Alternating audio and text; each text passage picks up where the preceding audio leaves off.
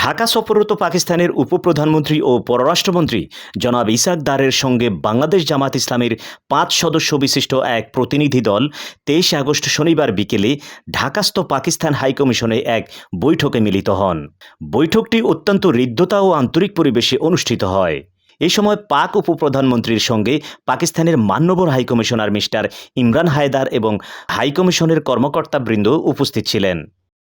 বাংলাদেশ জামায়াত ইসলামের প্রতিনিধি দলে ছিলেন সংগঠনের নায়েবে আমির সাবেক MP doctor Syed Abdullah Mohammad Taher, secretary general সাবেক এমপি অধ্যাপক মিয়া গোলাম ফরোয়ার, সহকারী সেক্রেটারি জেনারেল এহসানুল মাহবুব জুবায়ের এবং কেন্দ্রীয় নির্বাহী পরিষদ সদস্য কেন্দ্রীয় প্রচার মিডিয়া বিভাগের সেক্রেটারি অ্যাডভোকেট মতিউর রহমান আকন্দ। বৈঠকে তারা বাংলাদেশে বিদ্যমান পরিস্থিতি এবং উভয় দেশের উন্নয়ন অগ্রগতি নিয়ে আলোচনা করেন।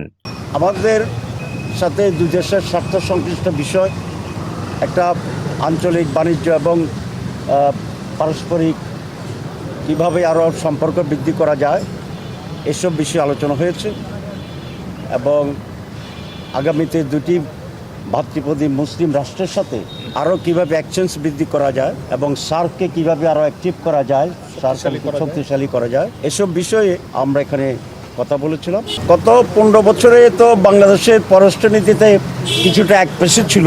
এখন বাংলাদেশ সরকার বা আমরা সকলেই মনে করি যে এই রিজনে সকল নেইবারিং কান্ট্রির সাথেই আমাদের সুসম্পর্ক থাকা দরকার।